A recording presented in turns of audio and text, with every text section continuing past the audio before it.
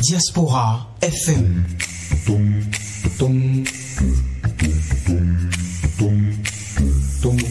Diaspora FM, en direct de la Fondation Espace Afrique Civre de Glodibi, c'est le pays. Le point 7. Le point 7.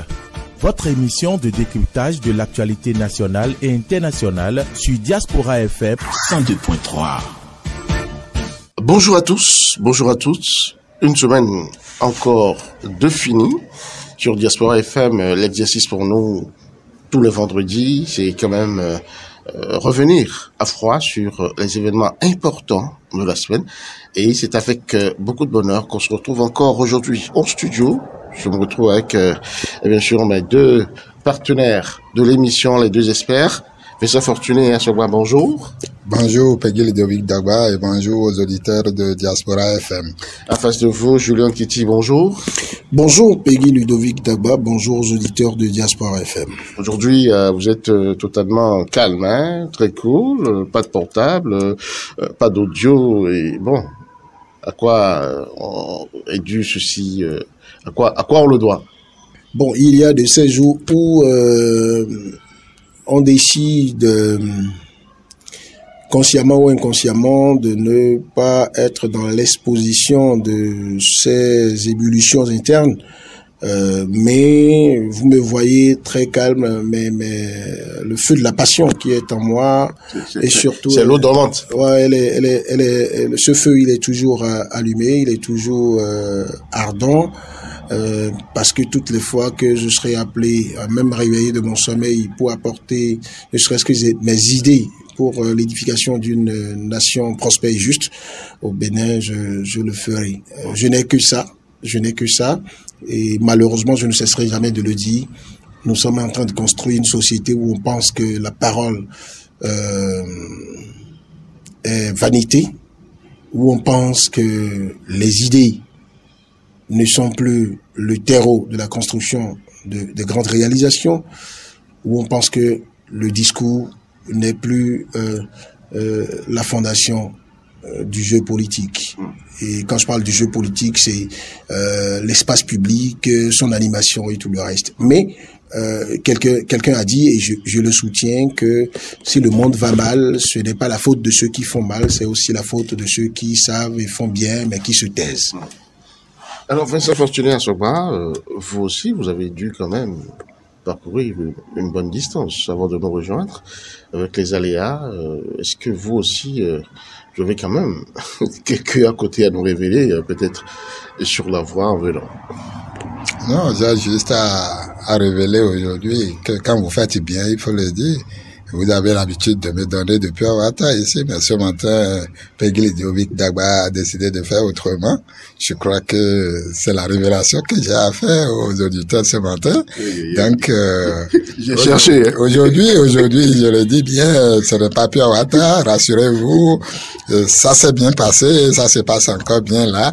Donc, voilà les raisons pour lesquelles... Dites ce que vous avez pris à la place de pure water. Dites ce que vous avez pris à la place de pure water, s'il vous plaît. Non, calmez-vous. On m'a déjà dit que vous êtes calme ce matin, donc restez toujours calme comme ça et permettez-moi de voilà, bien sûr, comme moi aussi mon calme qui ressemble à une corruption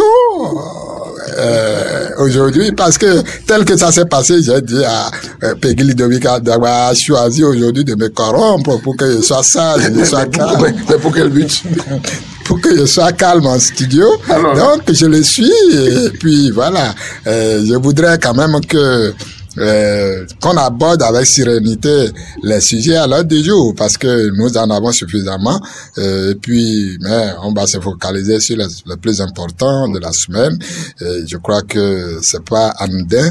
Donc, ça appelle de la concentration quand on sait que le grand voisin a changé de main et que le pays a fait un virage à 390 degrés à l'heure en ce qui concerne le carburant communément appelé paillage. Je crois que il y a quoi à être serein, parce que vous avez dit, j'ai parcouru de longues distances pour arriver ce matin, mais c'est sans compter avec la pénurie, entre griffes.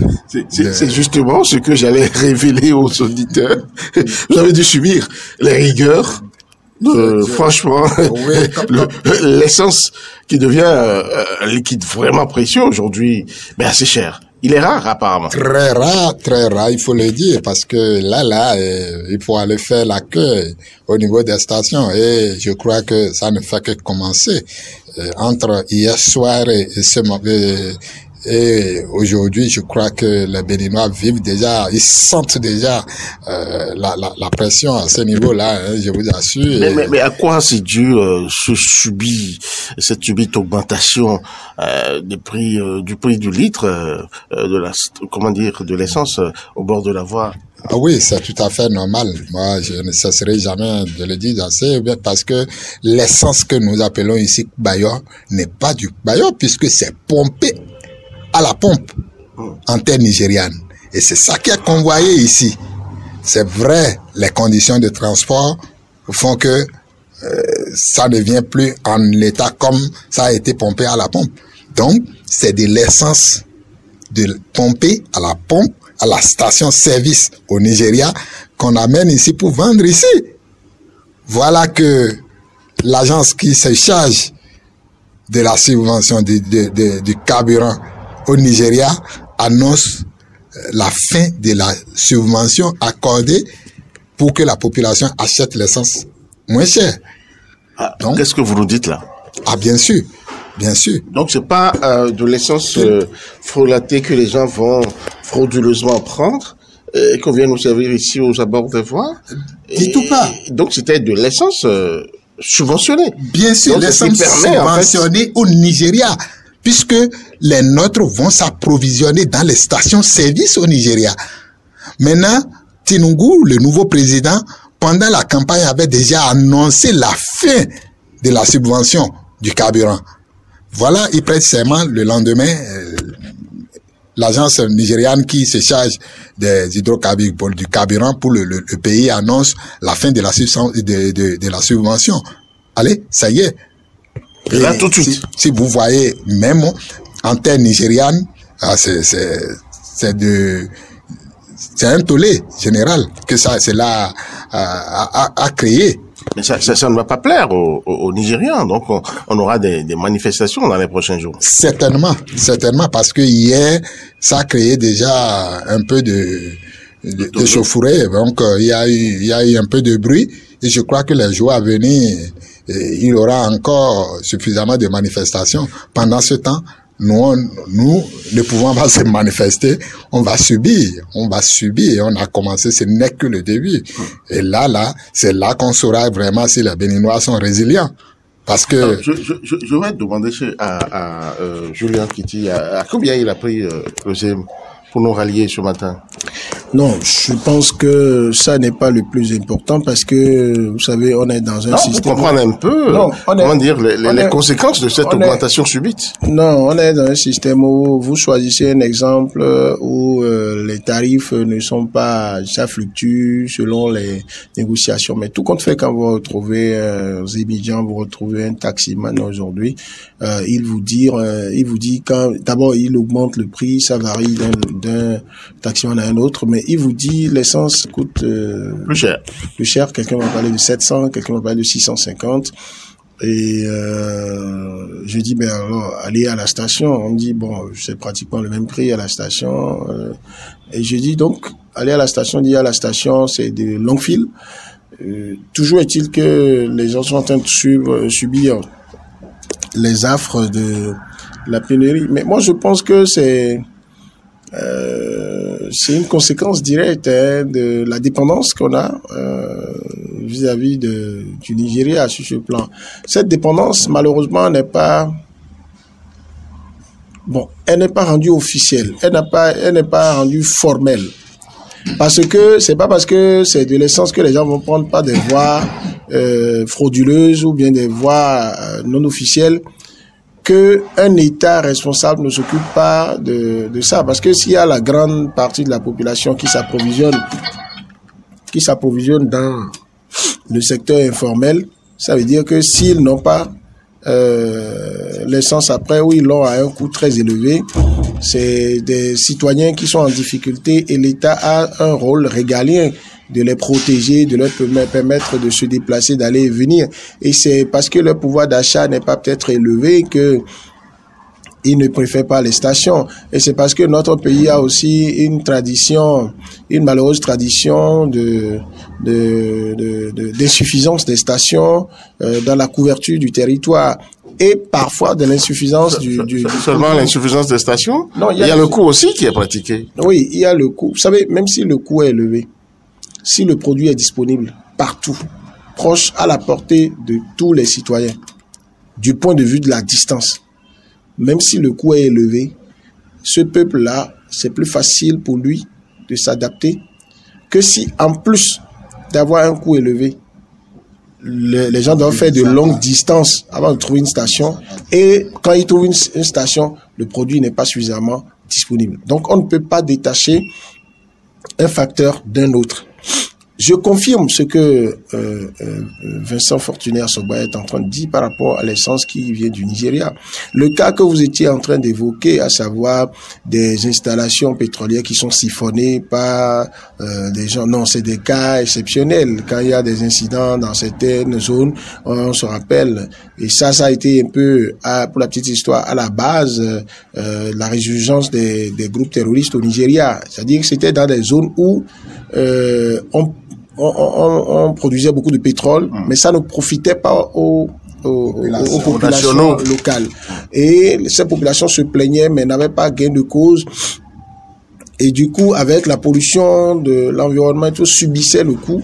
Et après, on commençait par faire... C'est comme ça qu'on n'a commencé pas parler des actes terroristes. Ça a commencé par là d'abord. Donc, on allait détruire des installations et après, on prenait le carburant de cette façon. Sinon, de façon régulière, le carburant que vous avez au Bénin qui vient, que vous appelez carburant Bayon, c'est au coût du transport. Parfois, c'est des bidons qui sont fermés, mais qui sont traînés sur l'eau par des pirogues ou sous l'eau, parfois.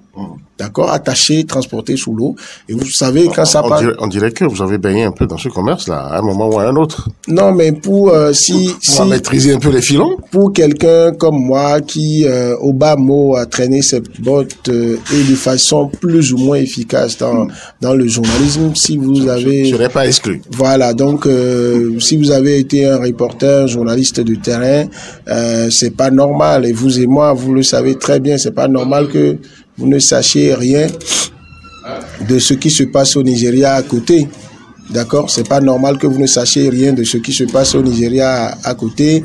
Comment ces genres de choses se passent. Il faut aller vivre ça. Et après, nous avons aussi des parents ou des gens qu'on interroge qui sont dans ce commerce. Quand vous allez, par exemple, dans la commune de Soava, pour ne prendre que cet exemple qui est une commune lacustre, vous avez d'autres zones de Porto Novo, la frontière Igolo, et autres là. Et moi, il m'est arrivé de faire Dieregbe OD à 0 une fois pour voir comment ça se comporte là. C'est aussi les risques du métier, mais bon, Dieu merci, on est encore en vie, mais on a pu observer ça. Donc et il y a, quand vous traversez les frontières pas officielles du Bénin, vous allez dans le Nigeria, il y a la plupart des villages qui sont juste après les lignes frontalières, vous avez de fortes communautés béninoises mélangées aux Nigérians qui sont là et qui ont créé des villages. Vous avez beaucoup de bus que vous voyez, dont on a des bus qu'on a éventrés et refait des choses. Et vous avez la plupart des maisons, des clôtures où vous avez des tas, des immondices de bidons jaunes transformés.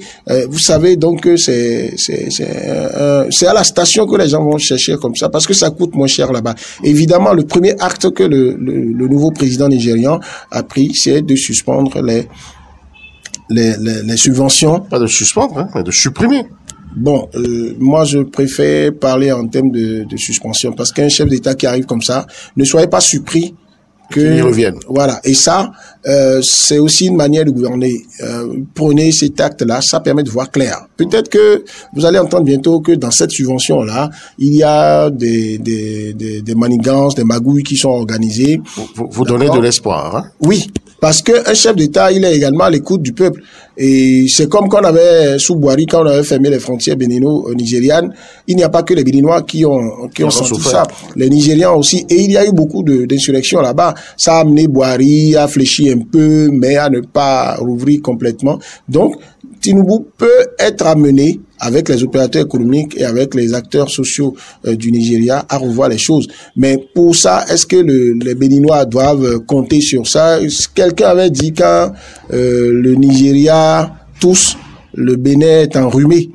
Je pense que on est en train de le sentir et il faut peut-être souhaiter que de cette situation-là, le Bénin profite pour mettre en place une politique plus adéquate d'approvisionnement, d'accessibilité des populations à ces produits de première nécessité que constituent les produits pétroliers. Parce que c'est ici encore que nous étions en train de faire une émission et Vincent Assogba insistait sur le fait qu'il ne comprenait pas qu'il y ait du pétrole, du carburant au Nigeria à côté et que on soit obligé, le Bénin soit obligé d'aller en chercher, je crois, dans les pays maghrébins, en Algérie et autres.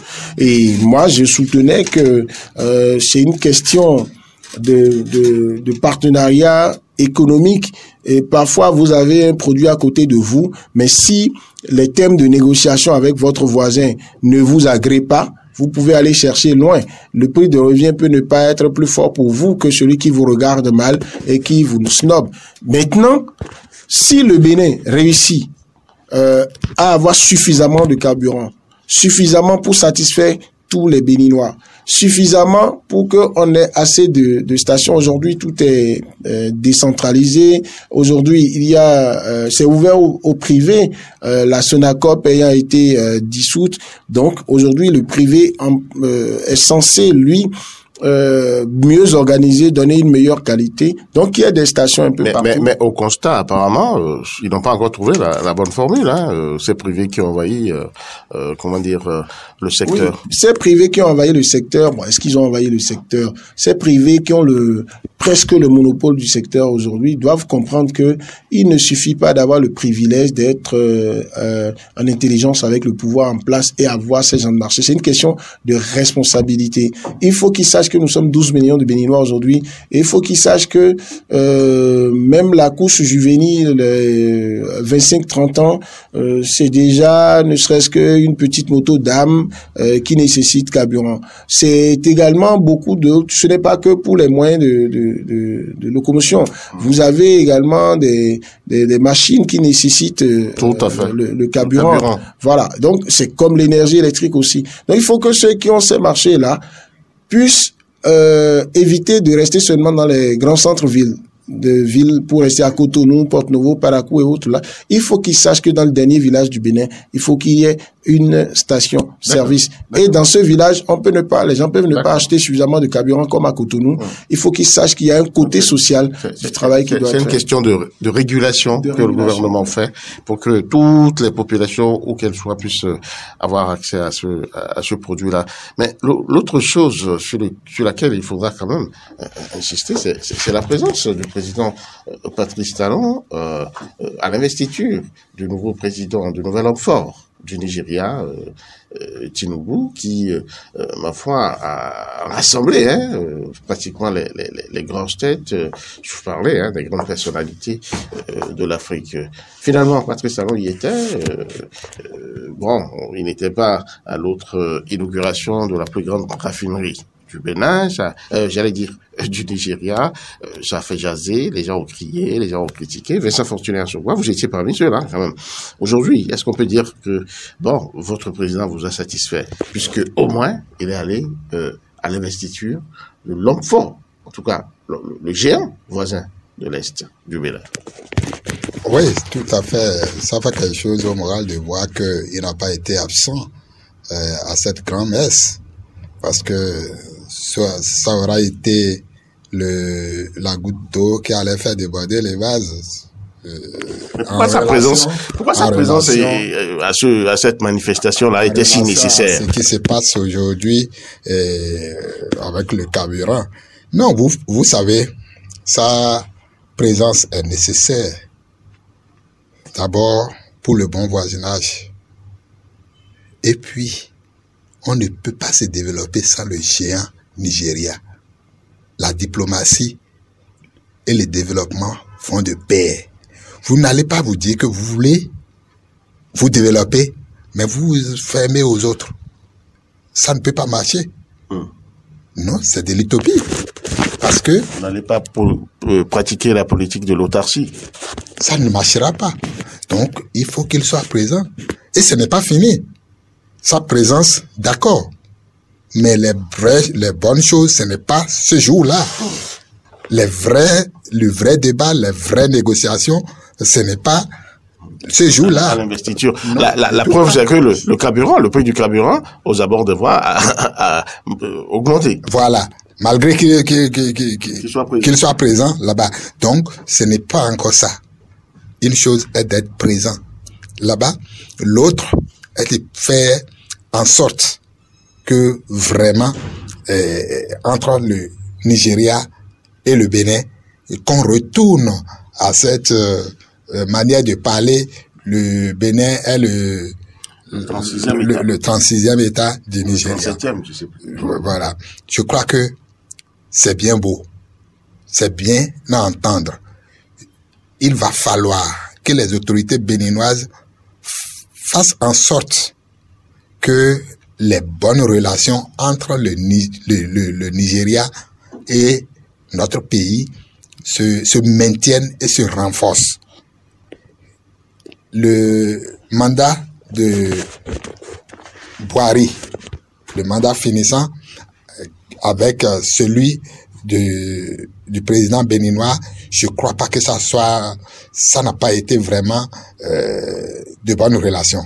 Du tout pas. Parce que il est arrivé un moment où le Nigeria, unilatéralement, a dû fermer ses frontières. Et on a dit non, le Bénin peut se résister. Les gens ont crié, bon voilà, est-ce qu'on est mort? Non, on n'est pas mort. Mais on a souffert. On a senti, le bas peuple a souffert, a senti les affres de la fermeture des frontières. Et d'ailleurs, là encore, je dis que les frontières n'étaient véritablement pas fermées. Non, parce que c'est le trafic officiel qui était fermé. Mais les vrais trafics, les vraies sorties et entrées entre le Bénin et le Togo et le Bénin et le Nigeria étaient encore ouvertes. Ça, je ne vous apprends rien. Maintenant, aujourd'hui, un nouveau président est venu. Je crois que c'est normal. Il va falloir que la diplomatie béninoise se mette à l'œuvre véritablement. Encore que là, on a un souci. On n'a plus le patron de la diplomatie béninoise en place. Il est limogé, il n'est pas limogé. On attend de voir. Encore qu'il était absent au Nigeria le mardi dernier. Donc, je crois que... celui qui délègue ce pouvoir-là est là en personne et c'est lui-même qui s'est déplacé. Oui, il s'est déplacé. Je crois que ça ne se limite pas là. Le travail, avant qu'il ne se déplace, c'est un travail qui se fait. En tant que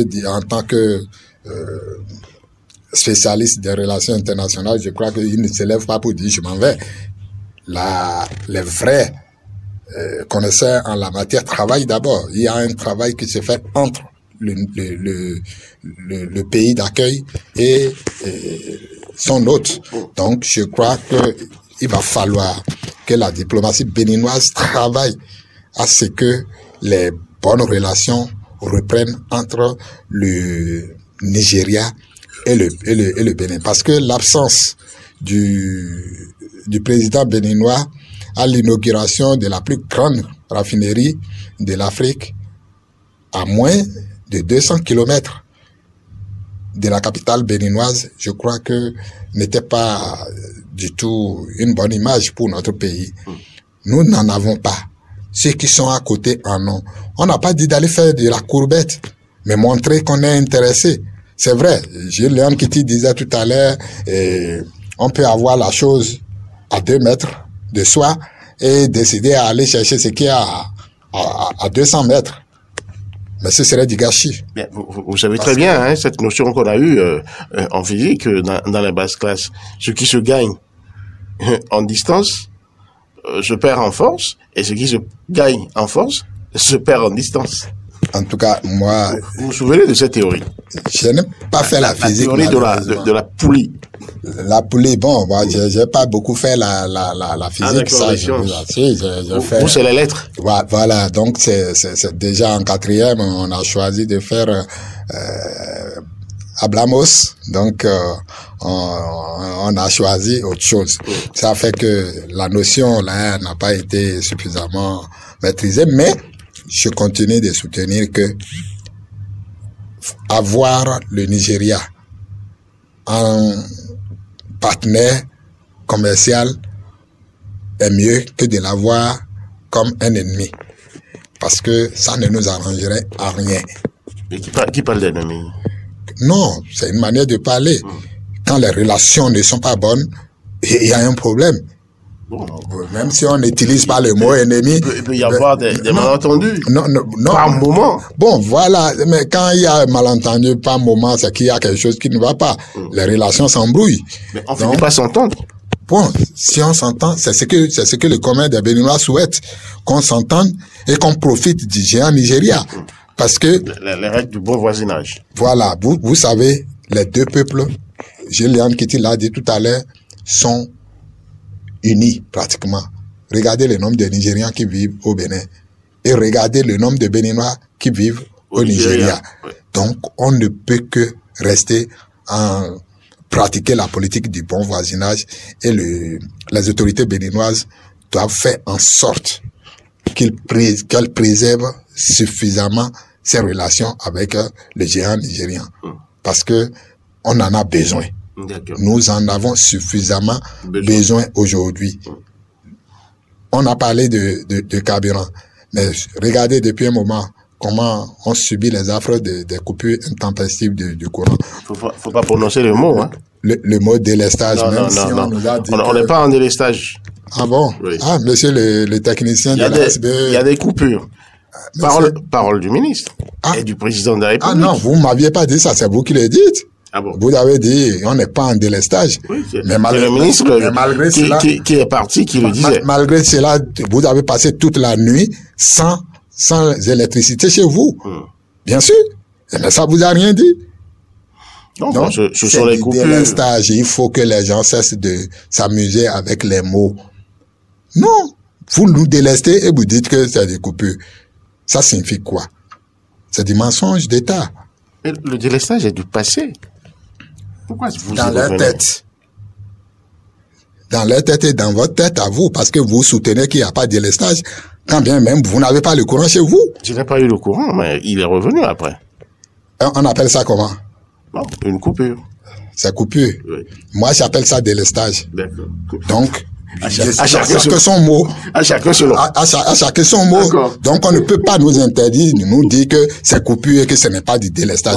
Ces jeux de mots, je crois que... On va vous renvoyer juste au dictionnaire. On doit mettre ça de côté, le jeu de mots, et reconnaître que quelque chose ne va pas. On nous a promis l'électricité qu'on va vendre moins cher que la Chine. Mais malheureusement, l'électricité là, qu'on peut vendre moins cher que la Chine, n'est pas disponible pour 12 millions de Béninois. Mais on veut vendre à qui? Moins cher que la Chine qui dispose où on ne coupe pas le courant pour 30 secondes. D'accord. Donc, sur point d'interrogation, on va y revenir. Donc, on va y revenir. Je suis prêt à ce qu'on fasse le débat parce que je crois que c'est la parole d'une autorité qui contraste avec la réalité que nous, Béninois, nous vivons. Vous savez très bien que ces genres de problèmes ne se résolvent pas autant facilement. Ça fait 7 ans qu'on nous a promis la fin du délestage. 7 ans, voire 8 ans maintenant. Il y a eu des choses qui ont été faites. Voilà que ce n'est pas suffisant. Et on dit, tant qu'il reste à faire, rien n'est fait. Donc, on n'a pas le courant. On nous délaisse, on continue de nous délester. On ne peut pas nous empêcher d'utiliser le mot délester. C'est pas Julian qui va me dire le contraire ce matin. D'accord.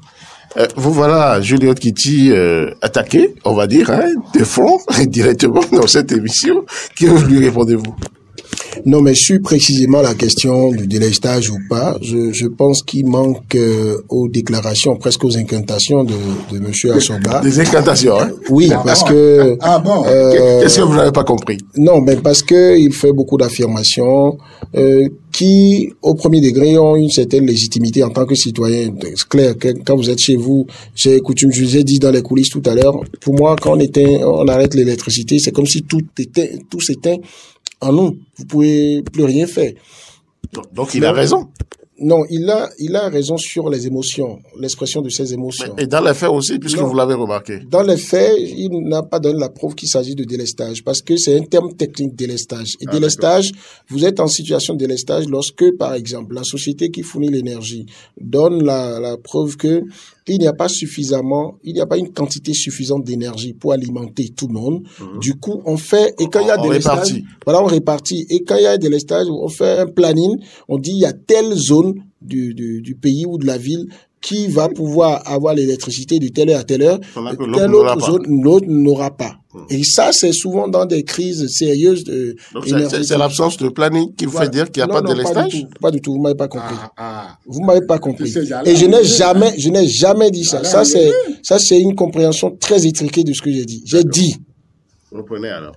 Le délestage, c'est que la société qui fournit, là, constate qu'elle n'a pas une quantité suffisante d'énergie dans une période donnée, déterminée, pour alimenter tous les abonnés, et y compris l'éclairage public. Alors, qu'est-ce que la société fait? La société dit... Non, vous l'avez dit. Aujourd'hui, quelle est la différence de ce qui se fait? Oui. Attendez. Oui, puisque vous l'avez déjà exprimé, vous l'avez exposé. Maintenant, vous l'avez tellement mal compris que vous me dites que... Démontrez juste que l'absence de planning ne veut pas dire ce que nous pensons. C'est justement le péché dans la compréhension que vous avez de ça. L'établissement du planning n'est qu'une disposition de communication. D'accord. Donc, je n'ai jamais érigé l'existence du planning comme l'élément déterminant pour parler de délestage ou d'autres choses. Non, un des éléments composants, le délestage. Non, pas du tout. Le planning, la communication du planning n'est pas dans le délestage. Mais le planning est dans le délestage. Non, le planning relève de la communication, l'échange d'informations entre les consommateurs et la société lorsqu'il y a délestage. Le délestage... La communication du planning, ça. Parce que le planning, quand on dit, vous planifiez, c'est vous-même qui l'avez dit, je vous prends au mot. Vous avez dit, quand vous n'en avez pas suffisamment et vous décidez. Moi, mon quartier, c'est Yenawa. Vous êtes à Yenadro. Parce qu'on ne peut pas nous servir de l'électricité à Yenawa et à Yenadro. On décide de couper, suivez-moi, de couper, vous comprenez, Yenawa. Et Yenadro a le courant. Mais après, vous retournez le courant qui était à Yenadro, vous ramenez ça à Yenawa. C'est ça, c'est pas ça le délestage. Mais aujourd'hui, je vais vous dire quelque chose. Je constate que vous avez choisi d'avoir une compréhension, de prendre sous un angle donné la question de planning. Lui, Peggy, prend sous un autre angle. Moi, je vous ai dit. Moi, je ne prends rien. Non, attendez. J'essaye de comprendre. Écoutez, et je regarde le débat. Est-ce que nous trois qui sommes ici, et ça, je vous jure la main sur le cœur, vous n'allez pas me détourner de mon raisonnement. Oui, allez-y. Parce que allez à la fin de votre raisonnement. Je répète. Je vous explique d'abord que lorsque je parle de planning, le planning, c'est à deux niveaux. Il y a d'abord que quand c'est au niveau de la société qui planifie en disant je donne à telle zone, de telle heure à telle heure, je donne à telle autre zone, de telle heure à telle heure parce que je n'en ai pas suffisamment. C'est ça. On est en situation de délestage. Mais le planning peut être vu également comme l'information que la société donne au public consommateur pour dire de telle heure à telle heure, vous aurez telle chose, de telle heure à telle heure, vous n'aurez pas. Mais aujourd'hui, qu'est-ce qui se passe? Lorsque c'est des coupures, lorsque la société qui fournit l'énergie électrique et le ministère en charge de l'énergie dit je ne suis pas en situation de délestage, d'accord? Nous avons deux possibilités, nous citoyens, qui plus est nous journalistes. Soit nous buvons ce qu'ils nous disent et nous respectons le langage qu'ils ont tenu, ou bien nous allons faire les investigations, d'accord?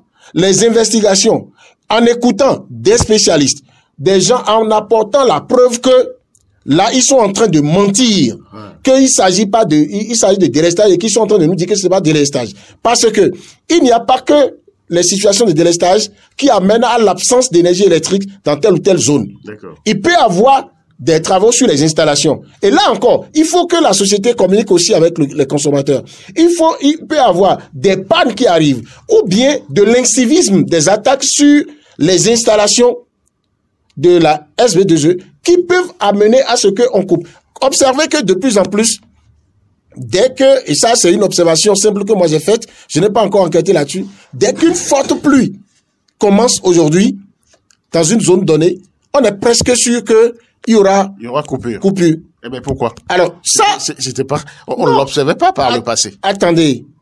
Alors, moi, je dis ici, j'ai l'honnêteté intellectuelle de dire, je n'ai pas encore fait une enquête approfondie là-dessus, mais j'ai supposé que, puisque lorsqu'il y a forte pluie, il y a tonnerre, il y a tout ça, je me suis demandé en profane, est-ce que c'est parce que la SB2E craint que ces installations soient endommagées? Mais là encore, dans mon cœur, je dis, mais on peut avoir aujourd'hui des installations, on doit avoir... Là, les droits du client sont-ils respectés? On doit avoir des installations suffisamment fortes. Et il y a la technologie a évolué aujourd'hui. Il y a des systèmes de protection parasolaire qui permettent que les installations ne soient pas détruites parce qu'il y a tonnerre, parce que il y a la pluie. Et c'est surtout au moment où il y a pluie que les populations ont besoin d'énergie électrique à la maison. Il n'y a pas de délestage. D'accord. Donc, maintenant que la société dit il n'y a pas de délestage, le ministre et le ministère disent il n'y a pas de délestage, pour contester ça, il faut pas venir à ce micro jurer, faire des incantations pour dire c'est délestage. Il faut enquêter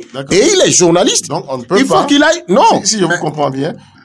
Lorsque vous avez l'information officielle, d'accord, qui peut être manipulée, je m'en fous. On ne peut pas interpréter les manifestations extérieures qui s'apparentent de la coupure, qui s'apparentent au délestage. C'est ce que vous refusez. On peut dire que, mais tel que ça on fait les coupures là, c'est comme s'il y a une... Ça ressemble à du délestage. Ah, ça ressemble à du délestage. C'est comme pas du délestage. Non, pour affirmer que c'est du délestage, il faut apporter des preuves techniques. Vous l'avez affirmé. Ou écouter des gens qui s'y connaissent, qui peuvent affronter les spécialistes. Merci beaucoup. On va conclure. C'est sûr que vous avez les preuves techniques qui montre que ce n'est pas du délestage. Non. Parce qu'on a dû le dire. Parce que vous prenez pour parole d'évangile, c'est que les cadres du ministère ou bien ce que le ministre a dit. Alors que nous sommes Est-ce que vous avez vérifié? Non, alors que il a bien dit. Il a bien dit. Julien Kiti a bien précisé. Il faut aller enquêter, avoir la réalité de la situation avant de conclure. Merci. Ce que nous vivons, c'est ça. Vincent Fortuné, on va conclure sur ce thème. Merci beaucoup. Merci. Que vous le voulez ou non, que les passions se calment. Que les passions se calment. Nous allons poursuivre cette émission. C'est qu'on nous délaisse. Merci beaucoup. Voilà. Lorsque on n'est pas spécialiste de quelque chose, on peut avoir moins le talent d'aller vers ceux qui en savent. Et tous ceux qui sont spécialistes du domaine ne sont pas des gens qui sont embrigadés, qui ne peuvent pas parler. Merci beaucoup, Julien Kiti. Nous allons passer maintenant au deuxième sujet. Des colonnes de nouvelles mutations à des Julien Kiti est intéressable sur le sujet. Je suis sûr que vous allez le faire parce que nous sommes tous collaborateurs à Nouvelle Mutation. Bon, il n'y a pas de souci. D'accord. On attend. Merci beaucoup. Vous allez me laisser maintenant introduire le deuxième sujet, s'il vous plaît. Alors, Julien Kiti, je viens à vous, certainement, parce que vous êtes un chroniqueur politique. Vous maîtrisez un peu les rouages de la chose politique et de la politique, il y en a eu cette semaine. Et fort heureusement, il se trouve que vous êtes quand même proche d'un parti politique, l'Union démocratique pour un Bénin nouveau, qui vient de subir une démission, et pas des moindres. Un gros morceau qu'on nous a vendu en son temps, pour ne pas le nommer, Jean-Baptiste Ronguet évoque 4 raisons pour quitter l'UDBN. Qu'est-ce qui se passe à la maison UDBN encore une fois? Pourquoi cette rupture des amarres? Bon, je réponds à la dernière partie de votre question. Pourquoi cette rupture des amarres? Non, il n'y a que Monsieur Jean-Baptiste Oungé pour répondre à cette question, parce que nous sommes dans un état de droit, nous sommes dans un système où quelqu'un peut adhérer à un parti politique et puis un autre jour, il estime que... Oui, ça c'est le blabla habituel. On connaît ça. Tout le monde est libre d'aller adhérer à un parti ou de partir. C'est la loi qui dit ça. Aujourd'hui. Et il est de mon point de vue, intelligent, honnête, intellectuellement, d'établir ce postulat d'abord. Donc, reconnaître à M. Oungé de dire, hier, il avait créé un parti politique, j'oublie le nom, il y a très longtemps. Non, pas du tout. Avant ça, il a laissé ça. Après, c'est le BER. Après le BER, c'est Bloc républicain. Bloc républicain, c'est UDBN. Et là, maintenant, il décide de quitter UDBN. Pour quelle direction? Je ne sais. Alors, chacun fait dans son parcours politique, on fait le parcours, on retrace le parcours politique de chacun, avec aussi les statistiques concernant le nombre de partis politiques qu'il a parcouru dans sa vie. Ça, peut-être que chacun, il y a des gens qui sont en politique, il y a beaucoup qui sont en politique, mais chacun a ses objectifs. Peut-être que lui, il a pour objectif de battre le record du nombre de partis politiques. Il l'a pas encore dit. Au sein desquels, non, j'ai dit peut-être, au sein desquels il va militer. Et ce sont les faits qui nous amènent à émettre cette hypothèse-là, parce que ça fait 1, 2, 3, 4, et ça ne va pas finir certainement, parce que qui a bu boira. Le parcours est long. Voilà, et donc... ça peut être une option de sa part, donc d'être si instable, d'être si de préférer de faire l'option de ce nomadisme. Ça ne nous dit pas encore pourquoi politique. Il est parti. Alors, mais le pourquoi il est parti, selon lui. Il a écrit dans une lettre. Il a évoqué 4 raisons, j'imagine. Oui, mais les 4 raisons qu'il a évoquées, vous avez dit que vous me savez proche de cette chapelle politique d'où il a démissionné. Mais moi, j'ai essayé d'analyser ces 4 raisons-là. Et honnêtement, j'ai coutume de dire que même en milieu partisan, même quand il m'arrive de faire parler mon côté partisan, j'ai la tête sur les épaules. J'aime pas dire des choses qu'on peut me rejouer demain et que je ne puisse pas justifier. Parce que être partisan par moment ne suffit pas que vous perdez la tête. Moi, j'estime que ces raisons-là sont assez fallacieuses. Et je vous dis pourquoi. Nous pouvons aller raison par raison. Lorsque je lis que il dit que le bloc ça s'appelle comment, Bénin en route, n'a pas fait fusion. Bénin en route. Voilà, il appelle ça coalition. Ah, c'est une coalition, c'est pas un collectif. Il appelle ça coalition. Même si, bon, d'abord, quand il appelle ça coalition, vous comprenez, à l'aide de la réforme du système partisan, ça veut dire que c'est quelqu'un qui s'attache à une expression qui est même bannie. De la République. De la République. Il n'y a plus de coalition. Constitutionnelle. Voilà, il n'y a plus de coalition, il n'y a plus d'alliance. Il n'y a plus d'alliance, il n'y a plus rien. Mais lui, c'est des partis unis. Alors lui, il continue de dire ça. Vous comprenez déjà les problèmes. Et il écrit ça dans une lettre formelle pour que on en prenne acte et que ça puisse produire les effets juridiques. Il dit que sa coalition Bénin en route n'a pas fait fusion avec l'UDBN. Et je dis à ce niveau déjà, oui, il n'a pas tort. Parce que UDBN n'a pas fait fusion avec Bénin en route. UDBN a reçu l'adhésion, d'accord, l'adhésion de monsieur Jean-Baptiste Oungé avec d'autres personnes qui étaient avec lui, qui se sont présentées avec lui, comme étant d'anciens membres de Bénin en route, d'accord? Alors, donc, reconnus donc comme des acteurs politiques. Alors, un parti politique reçoit des adhésions, est appelé à recevoir des adhésions, même si c'est un seul Béninois qui dit « je veux adhérer à votre parti politique ». Et en politique, il faut des additions et la multiplication. Donc, puisque il venait d'ailleurs, de démissionner du parti Bloc républicain. Il n'était pas Bénin en route dans Bloc républicain. Parce qu'il n'était pas dans un processus d'union avec Bloc républicain. Comparativement à ce que l'UDBN avait fait avec le Bloc républicain, où on a tout démontré juridiquement pour que l'UDBN continue d'exister. C'est pas la même chose. Alors, donc, quand on a reçu, si vous écoutez, si on vous ramène le discours prononcé par le président délégué de l'UDBN, le bâtonnier Cyril Dikui, le jour où il recevait l'adhésion, j'insiste sur le mot adhésion, de M. Jean-Baptiste Ungué, avec ces éléments, mais vous allez constater que jusqu'à la fin du discours du bâtonnier Cyril Dikui, il n'a prononcé une seule fois Bénin en route. Il dit, M. Jean-Baptiste Ungué est le sien et ses amis. Parce que ce n'est pas... C'est un juriste de haute volée. Voilà. Donc, il n'avait pas une entité qu'il recevait et ce n'était pas possible de faire ça. Donc, c'est une entité qui recevait des individus. Des individus, mais qui avaient des affinités qui étaient ensemble. Donc, il voulait venir. Et pour renforcer ce qu'on faisait déjà, et ce n'est pas mauvais en soi. Alors, donc, quand il dit que il prend pour prétexte, un des prétextes, que Bénin en route n'a pas fait fusion avec UDBN, vous comprenez que ça tombe de lui-même, ce facteur-là, cette raison qu'il est... La deuxième raison. Ça, c'est deuxième raison. Je crois la deuxième raison, il parle de difficultés à la mise en œuvre du protocole d'accord signé entre les deux parties.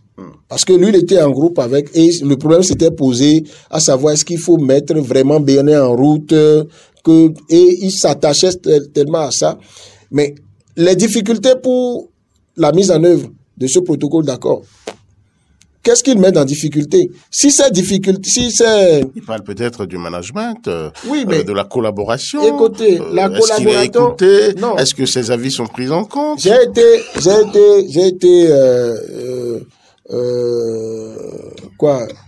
été surpris de l'entendre dire dans une sortie médiatique précédente, avant donc de déposer sa lettre de démission, dire que, et ça parfois pas des gens, pas personne interposée, qui n'a pas été considéré, qui ne rencontrait pas la présidente du parti, qui n'a pas eu suffisamment il n'a pas eu de moyens pour faire le travail, mais moi, j'ai été amené personnellement, le connaissant, j'ai été amené personnellement à lui demander, mais monsieur, c'est vous qui dites ça?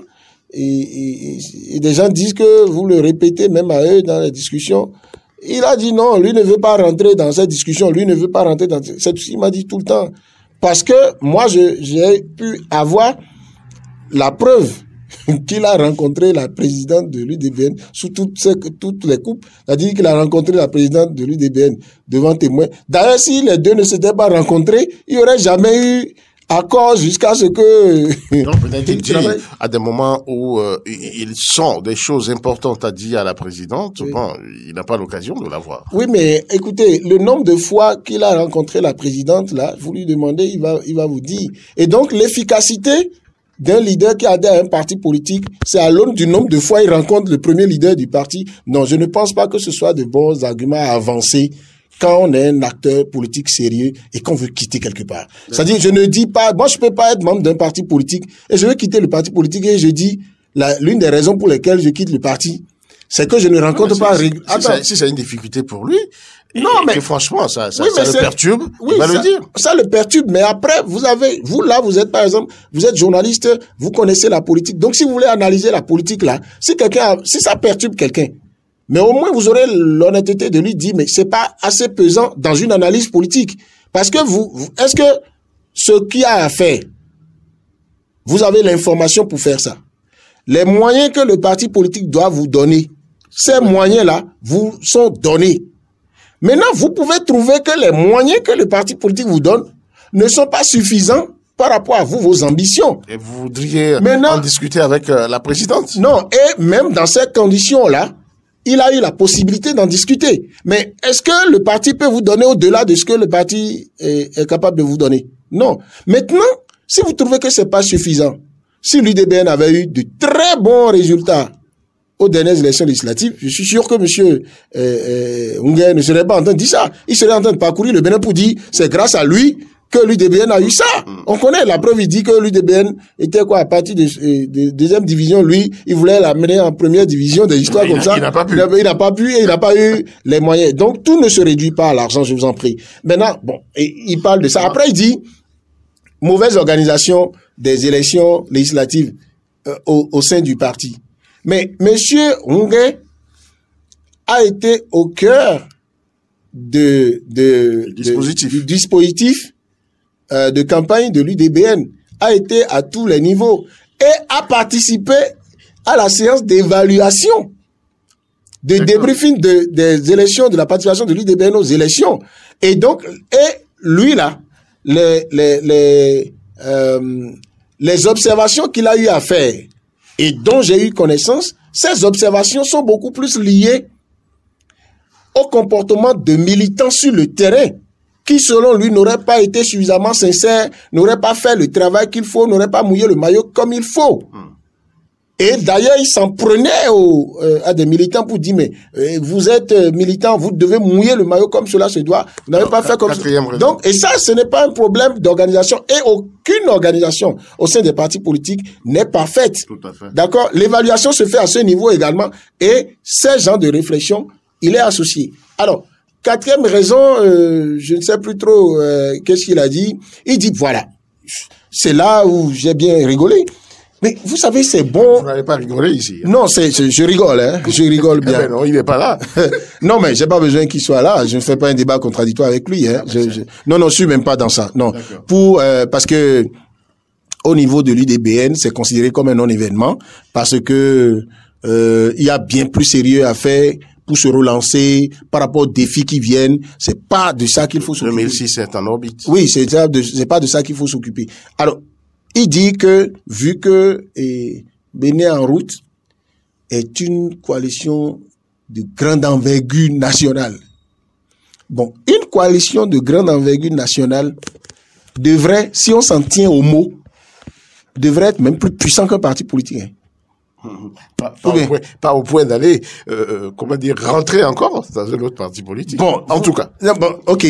Non, au moins, sur ça, même si. Réflexion faite. C'est tout ce que je vous demande, ça. Vous savez, vous n'avez pas à prendre parti, mais au moins, le bon sens veut qu'on comprenne que si c'est une grande coalition d'envergure nationale, ça veut dire que c'est assemblage de partis politiques, de mouvements, de beaucoup de choses et d'envergure nationale, dont plus grand normalement qu'un parti politique, mais qui a été amené à se dissoudre, à rentrer dans un premier parti, à ressortir avec ce qu'il en reste, à intégrer,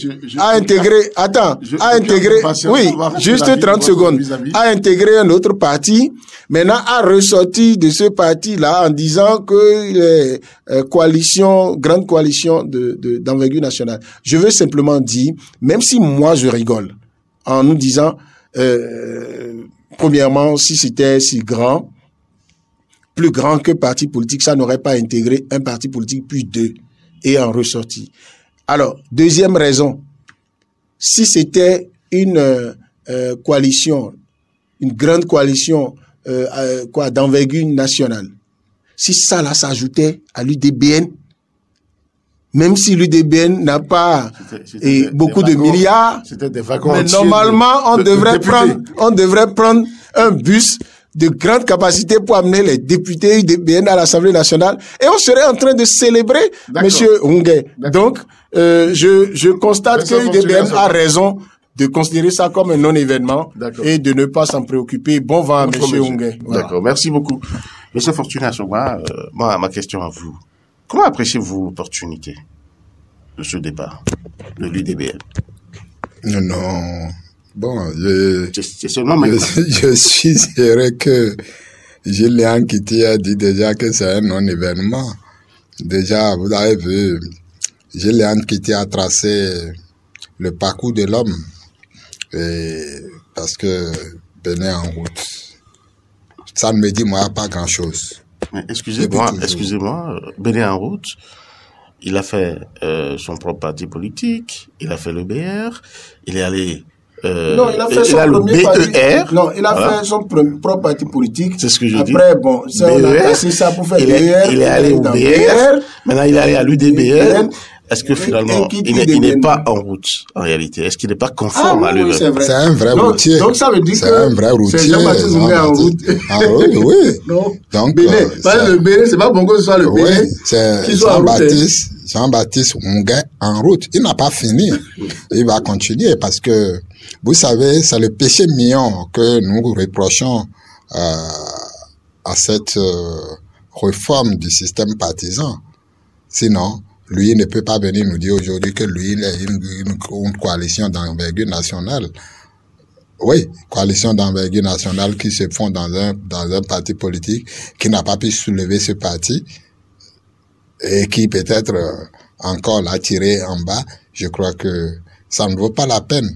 Et mieux, comme Gilles-Léon Kitty l'a déjà dit, quand j'entends on dit que ils sont d'envergure, et je viens de le dire, mais malheureusement, il n'a pas pu prouver qu'ils sont d'envergure nationale aux dernières élections pour montrer, faire relever IDBN et se targuer de dire que voilà, c'est grâce à ma coalition que vous avez eu ce résultat.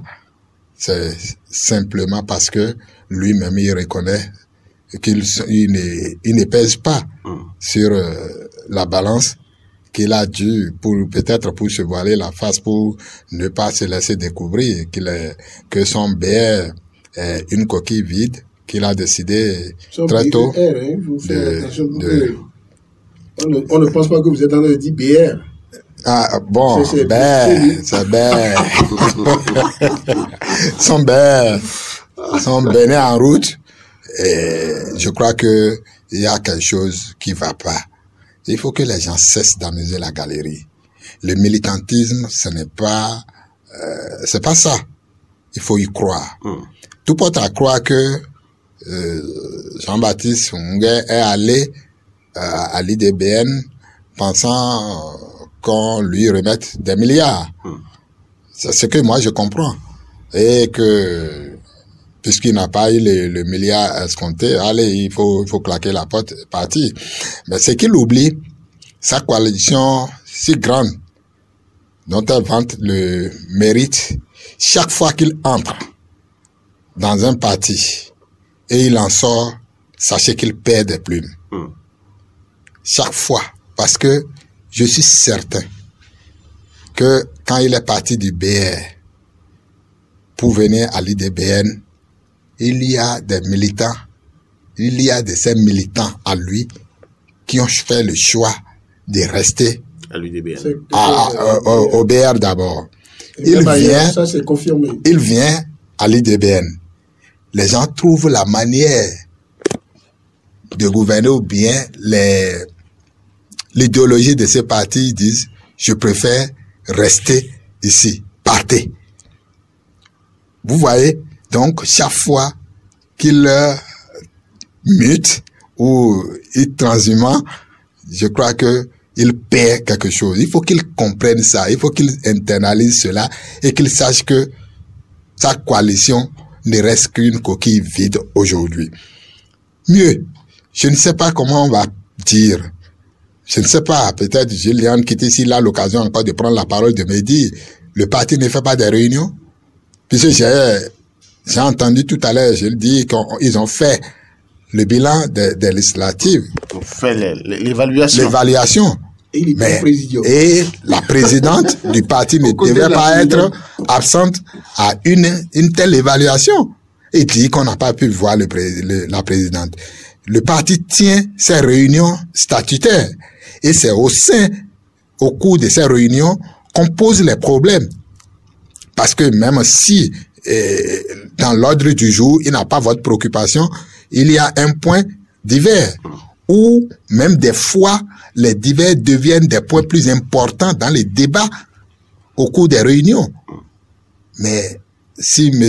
Jean-Baptiste n'amusait pas la galerie, je crois qu'il ne viendrait pas exposer ces épiphénomènes sur la place publique. Je crois que lui-même, il démontre à suffisance qu'il n'est pas à prendre suffisamment au sérieux dans ce débat. Parce que là, dit que je n'arrive pas à rencontrer le président, le président ou la présidente du parti.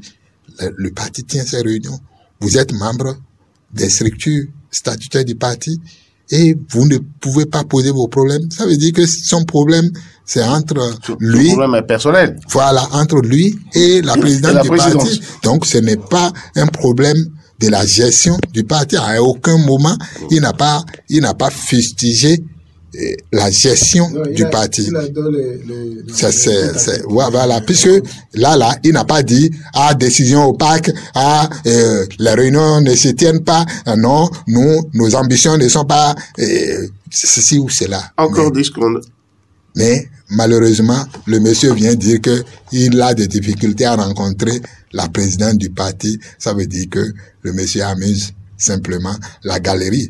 Parce que ça ne s'entend pas. Ça ne s'entend pas. Vous avez une préoccupation. Vous avez la chance d'avoir 2 présidents au niveau du parti. Un président délégué, si je ne me trompe, et la présidente du parti. Si vous avez une préoccupation importante, vous n'avez pas pu voir la présidente. Vous vous adressez au président et qui va faire les diligences pour que vous rencontrez le président, ou bien qui va convoquer une réunion pour dire voilà, les gens, voilà ce que et Jean-Baptiste Ngui a proposé. Comment on fait? Mais si votre problème c'est rencontrer, je crois que vous voyez, ça ne va pas changer de sitôt la politique du ventre. Et d'ailleurs, c'est ça qui a fait que les députés aussi qui ont pensé à la loi sur la transhumance le système partisan n'ont pas fermé cette vanne des transhumants. C'est pas possible. Parce que ce n'est pas un parti. Il dit une coalition. Ça veut dire que c'est des individus qui se sont mis ensemble. Ça devient une transhumance. Pour l'IDBN qui est sorti du BR, l'IDBN est un parti réglementairement reconnu au Bénin. Ça, c'est autre chose. Voilà. Mais quand c'est des individus, ça pose un problème. Il faut que le législateur pense à verrouiller ça là pour permettre que les gens militent vraiment et qu'ils ne s'accrochent pas à leur ventre.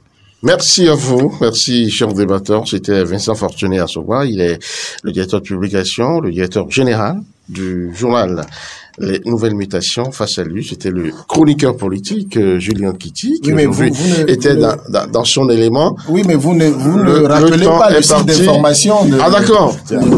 Jaroubi, c'est... Qui fait beaucoup aujourd'hui... et qui rend compte, de l'émission Point 7. Mais voilà. Merci beaucoup à lui. Donc, c'est un partenaire de l'émission. Voilà. Merci beaucoup. Le Point 7. Le Point 7. Votre émission de décryptage de l'actualité nationale et internationale sur Diaspora FM 102.3. Diaspora FM.